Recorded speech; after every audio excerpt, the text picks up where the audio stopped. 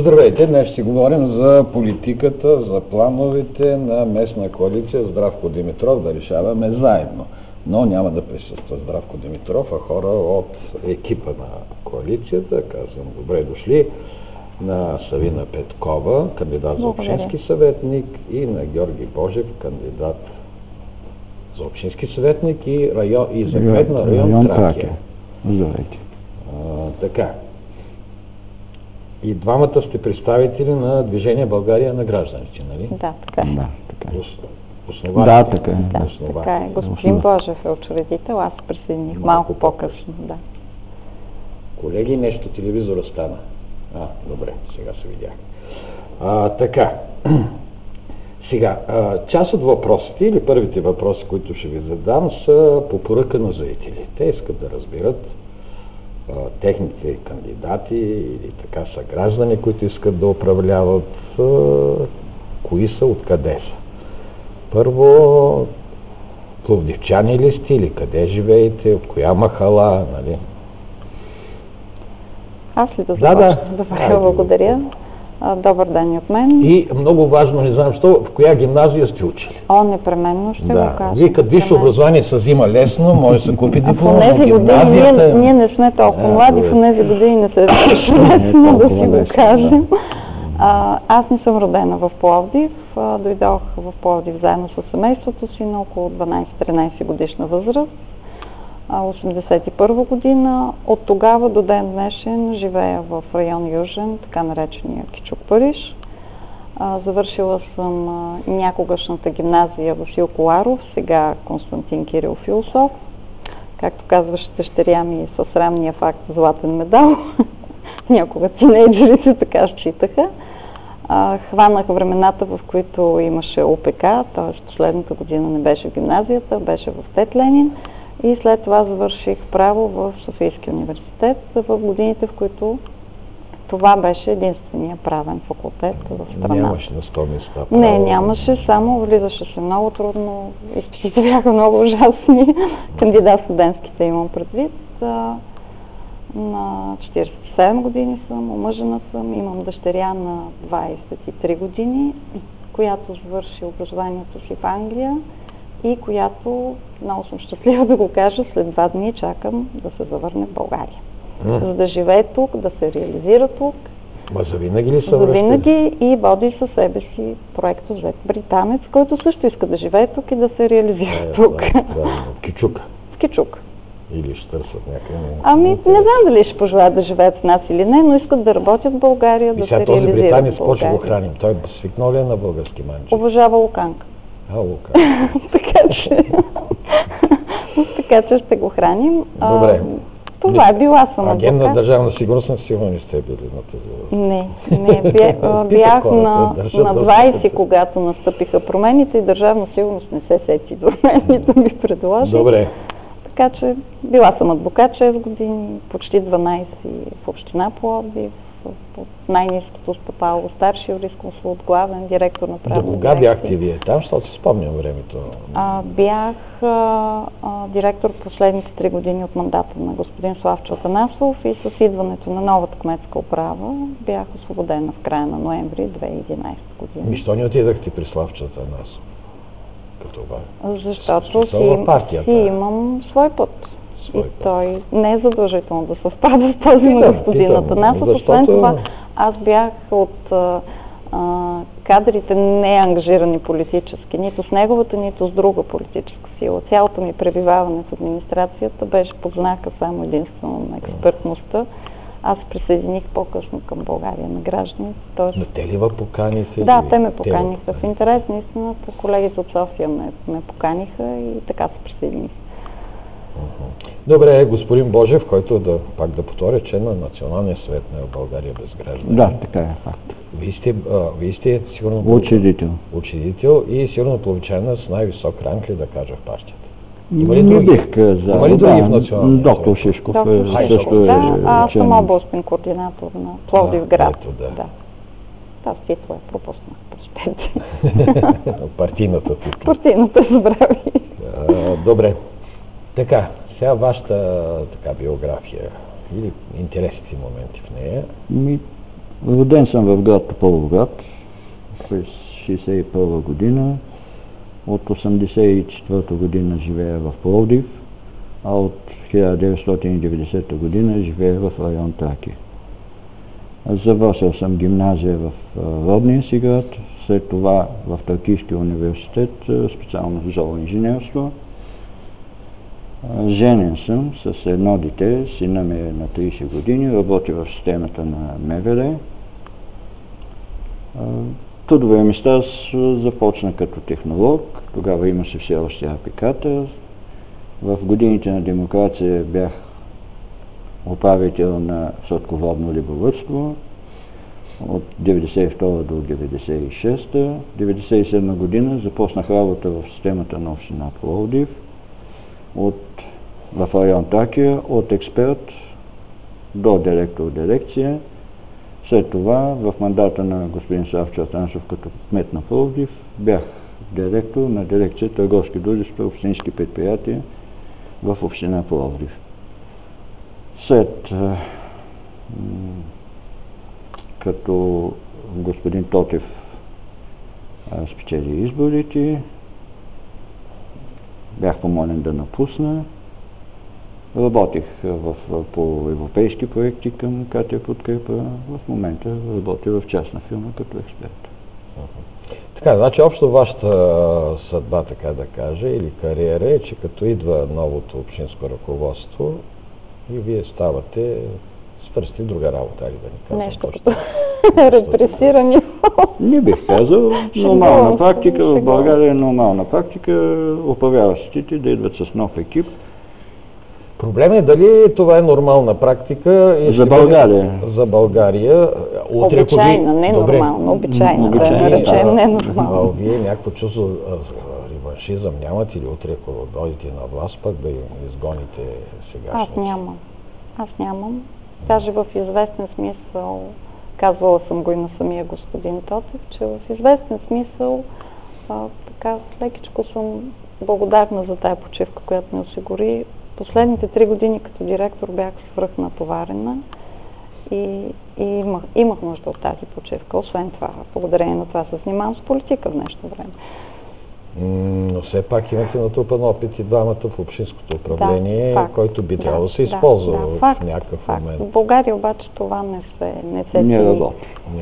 Не се цени, макар че една общинска управа, независимо дали днес е ГЕРБ, утре някой друг, няма значение, би следвало да стъпва на думичката приемственост, да не бъде само думичка. Защото на един нов кмет, който не е бил в системата дълго време на общинската администрация, му е необходима около година, за да разбере къде, какви са проблемите, как се решават, какво се случва. Това е един сложен механизъм, поне как в община голяма като Пловдивската. И би било добре той да стъпи на част от старите кадри, особено това средно управленско ниво, което всъщност е гръбнака на управлението на една администрация. Би му било много по-лесно, ако беше използвал хора като нас с нашия опит. Този процес от година и нещо би се съкратил, може би, с 2/3. Сега за тези подмени български, очевидно вината не е само на кметовете или там на министрите, сигурно има натиск долу от тези партийни членове, като викат за какво се борихме ние. Нали? Това си е вечни времена. На нас ни предстои да го видим, дали го има това нещо. Поне аз съм доволен, че по време на моята работа като директор дирекция успях да създам един екип от знаещи и можещи хора, които така или иначе, след като аз бях освободен, те бяха гръбнака на сектора, в който аз ръководих, и те продължиха да работят, и затова може би и там като чили има някаква приемственост. Някаква приемственост, може да говорим за някаква приемственост. Сега един въпрос, извън политиката, защото много ме интересуват проблемите на администрацията. Много хора казват така, може би до някъде голословно, общината, и не само общината, разбира, всички административни структури се увеличават през годините. Едно е било при Спас Гърневски, друго е днес. Едното обяснение е, че има много, как да кажа, гладни партизани, е казал Иван Вазов. но тук беше Петко Атанасов и сте работили с него. Да. Той каза, не е само така, просто държавата постоянно иска все повече и повече отчетност, бумащина и това налага да се разширява. Кое е? Верни са и двете тези. В действителност администрацията се ползва като така партийна хранилка от политическите партии в България, поне до сега това го виждаме. Това са избиратели за всеки кмет или за всеки министър, това са семействата им. За съжаление, Пловдив е град, в който икономиката на града и живота на града е свръхзависим от градската управа. От друга страна, това, което ви е казал Петко Атанасов, сигурно е вярно, защото не само държавата и членството ни в Европейския съюз е свързано с като че ли се увеличават бюрократичните процедури, механизмите, които са измислени за контрол в една или друга степен, дали ще е контрол на поръчки, дали ще е контрол обществени, дали ще е контрол на някаква друга дейност. И това изисква все повече бумащина и човешки ресурси, и време, и енергия. И в последните години, поне докато аз бях в общината, за мен беше изумително това, че ако аз съм започнала в началото на мандата на доктор Чомаков, не като партийна кандидатура, по покана на тогавашния директор Антони Запрянов в дирекция правна, някакси с годините тази бумащина, тази бюрократична, този страх от служителите, това чувство, ако може да не нося отговорност персонално или какво би ми се случило, доведе до там, че хора, които стоят бюро срещу бюро, си пишат през деловодството. Което в първите години го нямаше. Имаш проблем, инженерите имат проблем, който до някъде е правен, събират огромната бумащина, носят я в дирекция правна, разпълваме върху бюрата, решаваме проблема, записваме си първо, второ, трето какво трябва да се направи и това се случва. С годините, с тези изисквания за свръхконтрол и за така някакси бюрократично подредена администрация, не винаги в съвсем добрия смисъл, се стигаше до там, че стоим в една стая бюро срещу бюро и си пишем през деловодната система, което наистина... Това не противоречи ли на концепцията за интелигентен град, за която говори вашия кандидат за кмет? В известен смисъл противоречи, но това са неща от кухнята и аз не вярвам те да са се променили в сегашната администрация. Добре, кой би могъл да ги промени? Те са няколко фактора. Фактора не можем да кажем, че само желанието на дадено управлява, за да промени системата е възможно. От много години се говори за така нареченото електронно правителство. Доколкото знам, както се е заговорило за електронното правителство, до момента са изхарчени над 100 милиона евро и сме до никъде. Имах възможността да разуча опита в Латвия, Литва, Естония, Португалия. Там нещата действително са вече много напреднали в електронното правителство. Почти всичко вече е включено. Колегите показаха някакви факти, които за нас за сега все още състават в сферата на фантастиката. Как се обслужва и не само това, че когато някой използва твоите данни чрез електронното правителство, те получават информация кой за какво е използвал вашите лични данни. Отделно електронни здравни карти, здравеопазването е поставено по друг начин. Въобще при тях електронното правителство работи. Един от факторите, който може да реши този проблем с свръхадминистрацията, това е именно това електронно правителство. То е задача не само на местната власт, то е задача и на самото правителство. Да чуем един зрител, но той май се отказа. Казахте Естония, някъде четах, че не знам си колко стотин българи до сега са били в Естония да проучват опита и в крайна сметка... Не, аз не съм ходил, но прочетах материали и се запознах с тях. Значи имам приятел, който занимава с софтуер, вика, говорили сме за електронна община, той каза, няма проблем, има съпротива на всички нива. Това ще кажа, че администрацията е консервативна система, независимо дали е общинска или държавна. И подобни новости и промени се приемат трудно. Чисто, ако щете, психологически се приемат трудно от работещите там. Но това е пътя. Рано или късно ще се случи у нас. Дай Боже, да е рано. Между другото, така с компютъризацията много неща станаха по-бързи, но един районен кмет, ако проследи издаването на документи и на удостоверения, ще види как... Това вече стана факт в Пловдивска община в предишния мандат. Предишния мандат доста неща станаха. Добър ден. Добър ден. Искам да задам на госпожата и на господина, казвам се Трифон Райко, пак съм в Пловдив. Какво мислят те, че са по-добри от тия, които са били до сега? И те знаят ли, че основният проблем на този град, знаят ли го кой е това? Кажете кой. Разбират ли, че това не са пътищата? Това е въздуха. Това е въздуха. Тия хора разбират ли какво говорят? Сега ще разберем. Разберем. Ами не може сега тия глупости да обясняват и да се трансформират на хора, които ще оправят града. С какво са по-добре тия от тия, които са сега? Добре, въпросът е простичък. Сега, между другото, тук откакто започна кампанията, разбира се, вие не сте първите и хората може би така жадуват да чуят нещо много обещаващо ли, не знам, или различно, нали? Аз също наблюдавам с кампанията, така или иначе това са колеги, които са наши опоненти. Проблемът, който визира господина, качеството на атмосферния въздух, е един от сериозните проблеми на община Пловдив. За съжаление не е единствения. В момента всички играчи на терена, желаящи да получат любовта на пловдивски избирател и съответно гласа му, обещават едни прекрасни неща. Говоренето е основно и само популистко. Това, че ще обещаем на хората едни красиви неща, ще ги облечем в едни красиви думи, след това няма да ги изпълним, това не топли пловдивския избирател. Пловдивския избирател, според мен, не следва да бъде излъган за пореден път. Града ни има сериозни проблеми. Качеството на атмосферния въздух е само един от тези проблеми. В този проблем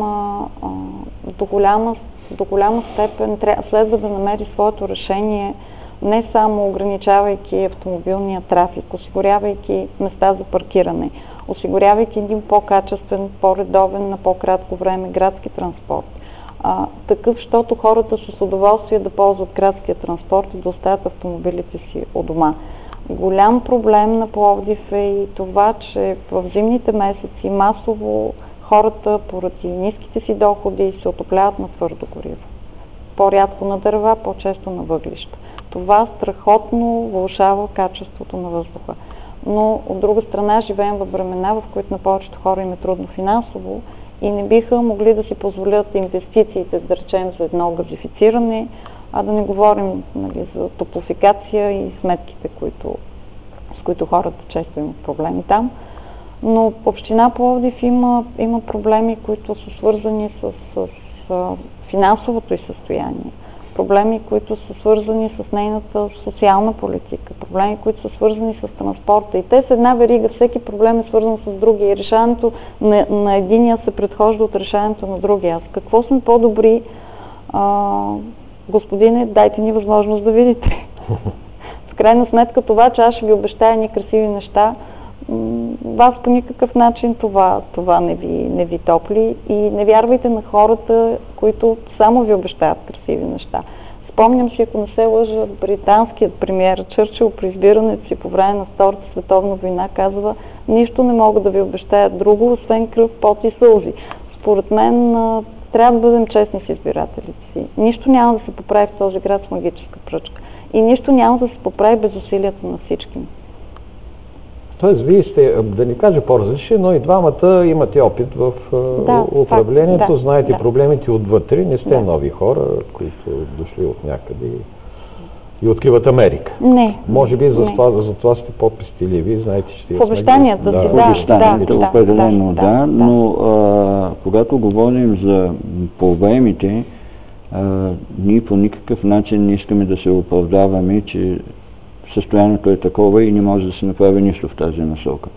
Аз като пример ще дам само в район Тракия междублоковите пространства, където до момента не е приета никаква концепция за развитие на тези междублокови пространства. Факт е, че в Пловдив имаме презастрояване и зелените площи непрекъснато намаляват. Това е една тенденция, която трябва да спре.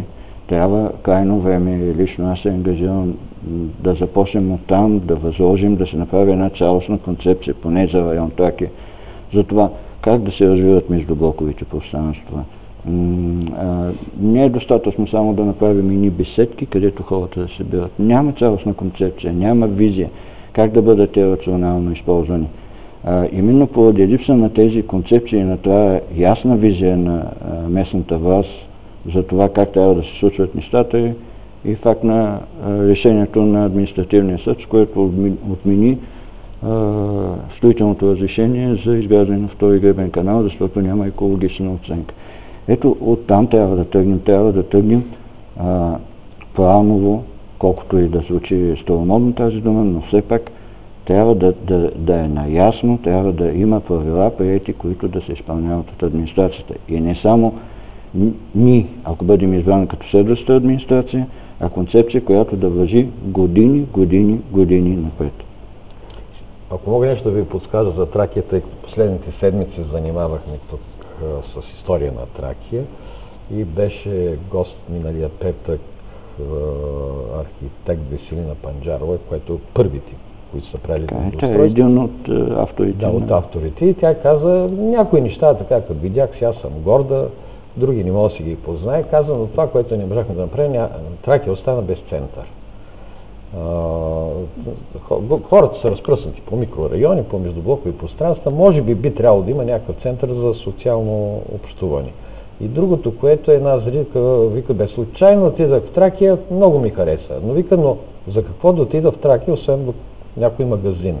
Няма нещо привлекателно, което би насочил и някакъв пътникопоток, и туристи. Ето това е парадокса. През 2019 година Пловдив става европейска столица на културата. В Тракия липсва културната институция, средището, където могат да се проведат някакви мероприятия, свързани с този европейски месец на културата. Аз твърдо си отстоявам принципа на децентрализация на културните прояви. Аз от 90-та година живея в Тракия и може би на пръстите си мога да изброя някакви културни прояви, които се случили на територията на Тракия. Ето това е дисбаланса, който съществува в община Пловдив и всичко това като че ли развитието на централната градска част става за сметка на периферните райони, в това число и Тракия. Да, че ми изречил. Ало! Ало, добър ден, пак съм аз. Да. Искам да им задам един конкретен въпрос, Добре, на който да отговорят веднага. В момента съм видял 13 чупени стъкла на новите спирки, които са монтирани от общината.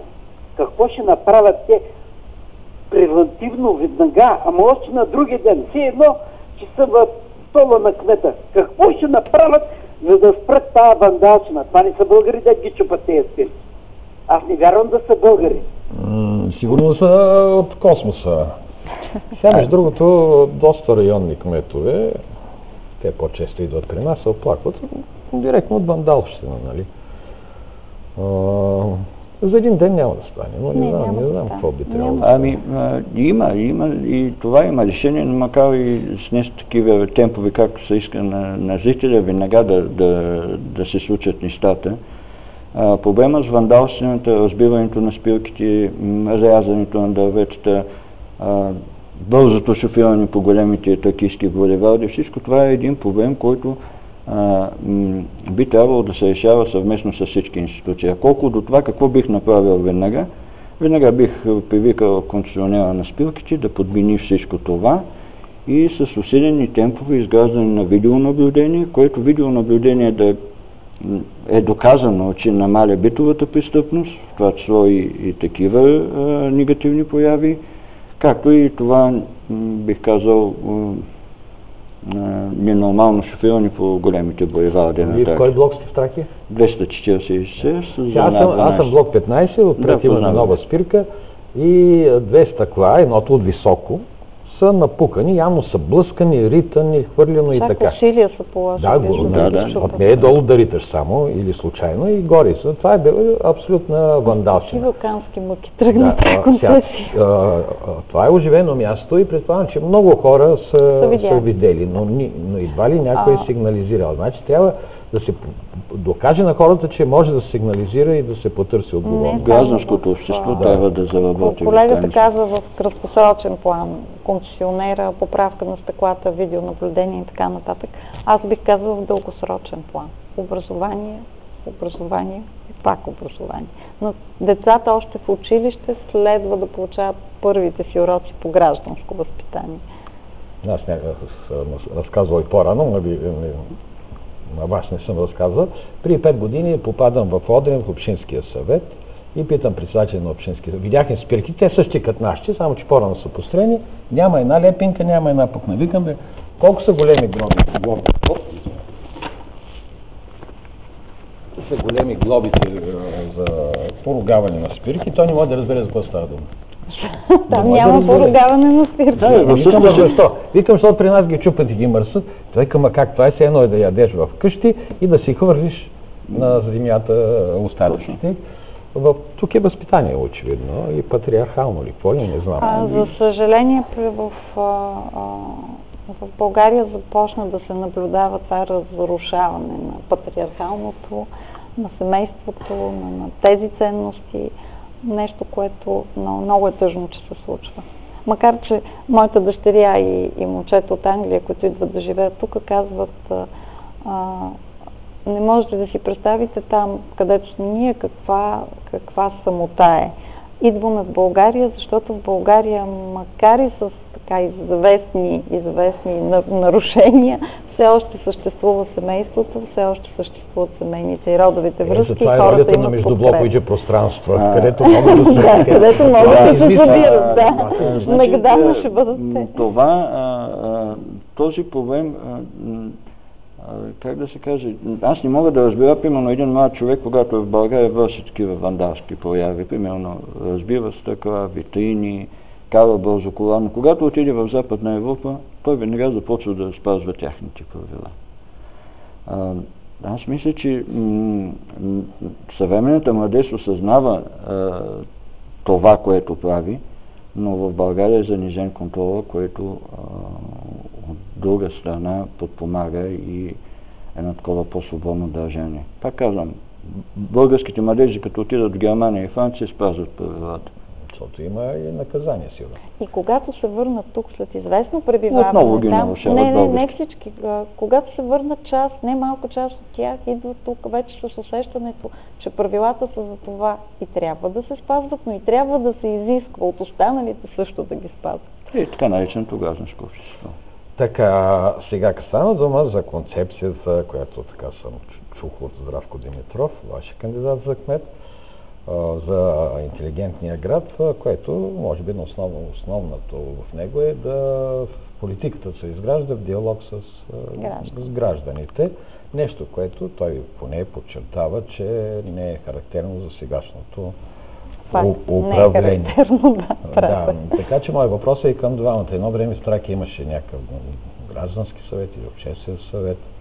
Дали би полезно било да се възстанови обсъжданията на общински или в залата на общинския съвет, общо взето в повечето случаи са. Ако има изобщо някакъв дебат. Ако има дебат. Аз не говоря само за заседанията на общинския съвет, той първо малко автоматично гласува, второ, когато се обсъжда там бюджет или отчет на бюджета, малко фиктивно са. Но и когато има обществено обсъждане на бюджета, за съжаление, аз поне последните години ходя редовно, интересът от страна на гражданите е почти нулев. Може и да се възстанови доверието, защото хората вика за какво дойде, какво зависи от нея. Надявам се, че може, защото всъщност страшно много зависи от хората и страшно много зависи точно от бюджета, който ще приеме. Бюджетът е инструмент на политиката на конкретния кмет, на конкретната управа и на конкретното мнозинство. От бюджета зависи какъв ще бъде транспорта ни, какви ще са улиците ни, тротуарите ни, детските градини, културните центрове и прояви, които посещаваме. бюджета е краягълния камък на всяко управление. Но за съжаление обсъжданията на бюджета минават формално. Те минават формално не само поради известното високомерие от страна на администрацията, особено през сегашния мандат, който приключва, а и поради това, че там ги няма гражданите, там ги няма питащите хора, там ги няма хората, които се интересуват от това какво се случва в града им. Има шепа администрация, която все пак се е подготвила да отговори на някакви въпроси, шепа журналисти, които следва да отразят материалите си и обикновено, поне последните 3-4 години, няколко бивши общински служители, като мен, като него, като бивши колеги, които все пак се интересуваме какво се случва в този град, независимо, че не сме част от администрацията, питащите граждани ги няма. А това е страшно важно. Съвсем наскоро ми попадна едно проучване на Съюза на икономистите в България, който в три свои извода, като че ли най-бързо, най-добре характеризират каква е ситуацията в Пловдив. Има както обективни, така и субективни причини. Първата причина, според тях, Пловдив да не се развива добре, това е, че няма икономическо пространство. Факт, за което вина няма администрацията. Но останалите две причини, които те сочат за това Пловдив да не се развива добре, са пряко зависими от управлението на града. Втората причина, това е Пловдив е с хроничен бюджетен дефицит от години насам. Това не го казвам аз, това го казват капацитети. А и третата причина, това е, че Пловдив е град на контрастите. Тяхният извод, че Пловдив притежава необходимия културен и административен капацитет, но той не се използва балансирано. Той не се използва целенасочено, за да се решават проблемите. Това е за което и госпожа Петрова каза. Няма магическа пръчка или магическо копче, с което да се разрешат от раз проблемите на общината. Чета програмите, посланията на останалите кандидати, дали едни красиви думи, ще направим това и това. Никой простичко обаче не казва, че да, Пловдив е затворен от към територии. С изкуствено създадените 80-те години общини Марица, Родопя, след това Куклен, Стамболийски и така нататък, Пловдив е урязан от към територии. Той е от табела до табела, което затруднява, ако щете, намирането и на терени, които биха представлявали интерес за сериозни инвеститори, създаващи работни места. И се получава това, че Липхер, Сокотап или там, която и да е друга голяма фирма, прави завода си в община Марица или някоя друга прави предприятието си в община Родопи, но всъщност ползва целият ресурс на община Пловдив. Но пък кандидатите, които от своя страна обещават как това може да се реши с магическа пръчка, как ще се присъединят изведнъж тези общини към община Пловдив, или всичко ще потече по мед и масло и едно благоденствие ще настане тук, това просто нито са верни, нито са реалистични неща. Те на този етап няма да станат по много и политически, и финансови, и бюджетни, и каквито се сетите други причини. И трябва да се търси възможност ситуацията така и такава, реалностите са такива, какво може да се направи в нея. И освен компетентна администрация, би следвало първото нещо, което новия кметски екип, дай Боже това да е нашия кандидат господин Здравко Димитров, следва да направи, е да направи изключително бързо и по възможност, по добрия начин анализ на финансите на община Пловдив, анализ на бюджетното й състояние, анализ на задълженията, които там цъка страшна дългова бомба. И всичкото това, ако си представим, че бюджетът е като една тръба, от която от едната страна изтичат разходите, от друга трябва да влязат приходите, на всяка цена всички възможни дупки, които не са дупки, ами са водопади в последните години, следва да бъдат запушени. Така че да може да се акумулира един ресурс, който да бъде използван. Дали ще е за инфраструктура, дали ще е за решаване на проблемите в качеството на атмосферния въздух, дали ще е за решаване на транспортните проблеми или на известни социални програми. Но първото, което следва да направи новата градска управа, която и да е, тя е тази. В същия този анализ, още няколко цифри, които може би не са стигнали до нашите жители.